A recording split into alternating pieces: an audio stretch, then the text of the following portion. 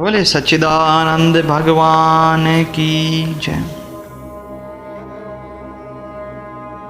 किसी श्रोता ने पूछा, महाराज जी भगवान तो प्रत्यक्ष दिखते नहीं पर धन तो प्रत्यक्ष दिखता है, फिर धन का आश्रय कैसे छोड़े?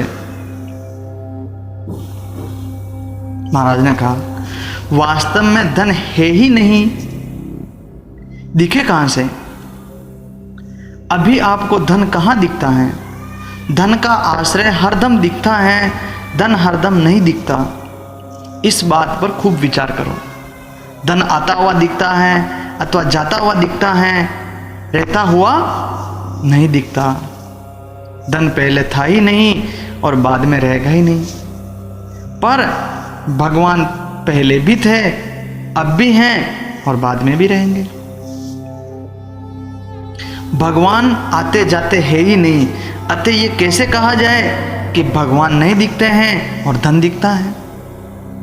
हाँ, भगवान नेत्रों से नहीं दिखते, वे तो बुद्धि रूपी नेत्रों से दिखते हैं, आस्तिक भाव से दिखते हैं। धन का आश्रय पहले नहीं था, पहले छोटी अवस्था में माँ का आश्रय था, धन का आश्रय बाद में पकड़ा है, परंतु भगवान का आश्रय पहले से है।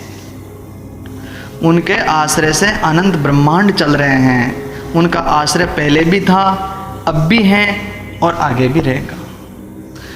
उनके आश्रय का कभी अभाव नहीं होता, परंतु धन का आश्रय सदा रहेगा, ये बात है ही नहीं। धन सदा साथ में नहीं रहेगा, हम धन के साथ नहीं रहेंगे और धन हमारे साथ नहीं रहेगा, परंतु भगवान सदा हमारे साथ रहेंगे। हम भगवान के बिना नहीं रह सकते और भगवान हमारे बिना नहीं रह सकते। हमारी ताकत ही नहीं कि हम भगवान से अलग हो सके। इतना ही नहीं, भगवान की भी ताकत नहीं कि वह हमारे को छोड़कर अलग रह सके। जिस दिन भगवान हमारे को छोड़कर अलग रहेंगे, उस दिन हम एक अलग भगवान हो जाएंगे। इस प्रकार दो भगवान हो जाए जो कि संभव नहीं, अतः भगवान हमारा साथ छोड़ ही नहीं सकते, इसलिए भगवान का ही आश्रय लेना चाहिए। आश्रय उसी का लेना चाहिए जिसकी स्वतंत्र सत्ता हो, जिसकी परतंत्र सत्ता हो, उसका आश्रय हमें नहीं लेना चाहिए। उसका आश्रय हमें लेना ही नहीं। भगवान की स्वतंत्र सत्ता है, अतः हमको भगवान का ही आश्रय लेना चाहिए। वह भगवान कभी हमारे से अलग नहीं होते हैं, हमारे से अलग होने की उनमें सामर्थ्य ही नहीं है। भगवान सर्वव्यापक हैं, सब देश काल वस्तु व्यक्ति आदि में परिपूर्ण है, अतः वह हमें कैसे छोड़ देंगे? अगर छोड़ देंगे तो वे सर्वव्यापी कैसे हुए? भगवान को छोड़कर हम रह ही नहीं सकते। हम रहेंगे तो उसी में रहेंगे, नहीं रहेंगे तो उसी में रहेंगे। जन्मेंगे तो उसी में रहेंगे, मरेंगे तो भी उसी में रहेंगे, और जन्म मरण से रहित मुक्त हो जाएंगे तो उसी में रहेंगे। हम भगवान को छोड़कर नहीं रह सकते हैं और भगवान हमें छोड़कर नहीं रह सकते हैं। हम दूसरे का आश्रय लेते हैं, यही बाधा है। एक विशेष बात है, आप लोग ध्यान देकर सुने। बात गहरी है पर बड़ी सरलता से बताता हूं। मैं हूं इसका अनुभव सबको है। मैं हूं कि नहीं हूं इसमें कभी संदेह होता है क्या? नहीं होता है। इसमें क्या किसी को गवाही लेनी पड़ती है? नहीं। किसी को पूछना पड़ता है कि बताओ मैं हूं कि नहीं हूं? मैं हूं, ये अनुभव स्वाभाविक तथा स्वतंत्रता से है। मैं कैसा हूं, क्या हूं, ये चाहे हम न जाने, पर मैं हूं, इस अपने होने पने में कभी हमें संदेह नहीं होता है। इससे सिद्ध हुआ कि मैं अनेक जन्मों में था, इस जन्म में भी हूं और आगे भी रहूंगा। अभी जागने में, सोने में, स्वप्न में भी मैं निरंतर हूँ। बचपन से लेकर अभी तक बीच में कभी भी मैं नहीं रहा, किसी समय मैं नहीं था, ऐसी बात हुई है क्या? अपनी सत्ता नित्य निरंतर अनुभव में आती है कि मैं हूं। यह एकदम सबके अनुभव की बात है। इस नित्य निरंतर रहने वाली हमारी सत्ता में कभी कमी नहीं आती है। कमी आए बिना हमारे भीतर कामना कैसे हो सकती है? हमारे भीतर कामना तभी होती है जब हम उत्पत्ति विनाश वाले शरीर को अपने साथ मान लेते हैं। जब शरीर, पदार्थ, परिवार आदि को अपने साथ मान लेते हैं, तब उनमें कमी आने से हमारे भीतर कामना होती है। अतः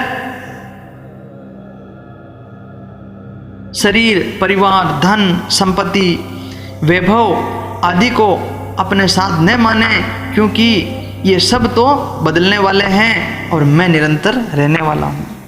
बालकपन, जवानी, बुढ़ापा, रोग अवस्था, निरोग अवस्था, ये सब अवस्थाएं बदलती रहती हैं, पर मैं सदा ज्यों का त्यों रहता हूँ।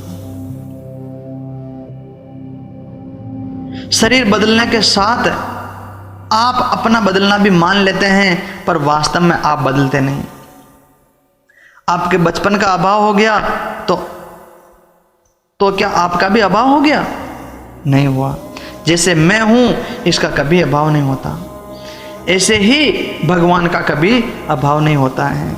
वे सदा से हैं और सदा रहेंगे। संतों के, शास्त्रों के कहने से पता लगता है कि सदा तो मिट जाएगा, पर भगवान रहेंगे। कारण सदा नाम काल का है और भगवान काल को भी खा जाते हैं। ब्रह्म अग्नि तन बीच में मत कर काढ़े कोई, उलट काल को खात हैं हरिया गुरु गण होय। नवग्रह 64 योगिनी 52 वीर पर्यंत, काल बख्श सबको करे हरि शरणे डरपंत। तात्पर्य है कि काल भी नष्ट हो जाता है और परमात्मा रहते हैं। मैं हूं, इसमें हूं पना शरीर को लेकर है, और यदि शरीर से संबंध न रहे तो है पना ही रहेगा। तू है, ये है, वह है और मैं हूँ, इन चारों के सिवा कुछ है ही नहीं। इसके सिवाय पांचवा कोई हो तो बताओ। इन चारों में केवल मैं के साथ ही हूँ आया है, बाकी तीनों के साथ है आया है। मैं लगाने से ही हूँ हुआ है, यद्यपि मैं को साथ में नहीं लगाए तो है ही रहेगा। इस है में कभी कमी नहीं आती, कारण कि सत में कभी अभाव नहीं होता। ना भावो विद्यते सते, वह नित्य निरंतर रहता है। उस नित्य निरंतर रहने वाले परमात्म तत्व में ही मैं हूं। केवल इतनी ही बात आप मान लो, इसके सिवाय और आपको कुछ नहीं करना। ये एक बड़ा भारी वहम है कि करने से ही परमात्मा की प्राप्ति होगी। अतः भजन करो, जप करो, सत्संग करो, स्वाध्याय करो, ध्यान करो, समाधि लगाओ। इस प्रकार करने पर ही बड़ा भारी जोर है। बातों से कुछ नहीं होगा, करने से होगा, ये धारणा रोम रोम में बैठी हुई है। परंतु मैं इससे विलक्षण बात कहता हूँ कि है रूप से जो सर्वत्र परिपूर्ण सत्ता है, जिसमें कभी किंचित मात्र भी परिवर्तन नहीं होता, उसी में ही मैं हूँ और मैं और वह है एक ही हैं। जब ऐसा ठीक तरह से जान लिया तो फिर क्या करना है, क्या जानना रहा, क्या पाना रहा। मैं नित्य निरंतर परमात्मा में हूँ, यही असली शरण है। उस सर्वत्र परिपूर्ण परमात्मा तत्व से अलग कोई हो ही नहीं सकता।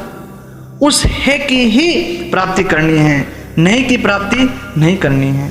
नहीं की प्राप्ति होगी तो अंत में नहीं ही रहेगी, और जो नहीं है वह प्राप्त होने पर भी रहेगा कैसे। इसलिए है की प्राप्ति करनी है, और उस है की प्राप्ति नित्य निरंतर है। हम उससे में है और वह हमारे में है। हम परमात्मा से कभी अलग हुए ही नहीं और होंगे ही नहीं, तीनों काल में ही नहीं होंगे। गीता में भगवान श्री कृष्ण का एको न हम द्वितीयो नास्ति न भूतो न भविष्यति। इसलिए हमें केवल ये वहम मिटाना है।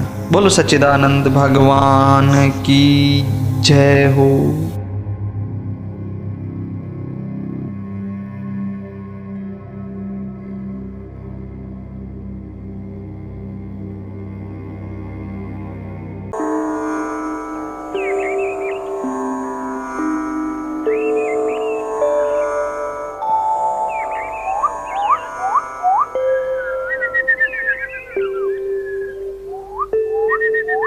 प्रणाम ऋषिवर। अभीष्ट सिद्धिरस्तु।